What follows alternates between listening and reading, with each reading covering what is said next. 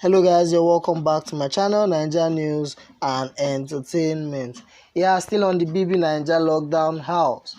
Erica finally shocks everyone as she revealed what went down under the duvet with Kiddwaya.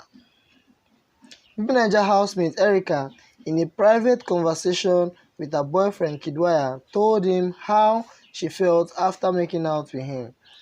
Erica revealed that she allowed him to finger her, and speaking about the experience, she said she felt pepper on Kiddwaya's hands. She stated that it is why she had to open her mouth during the encounter.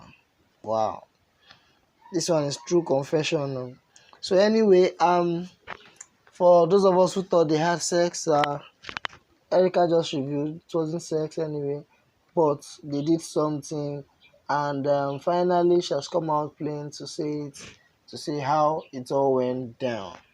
So guys, what are your thoughts on this? Let me know in the comment section below. And what do you think about Erica and Kiddwaya's relationship?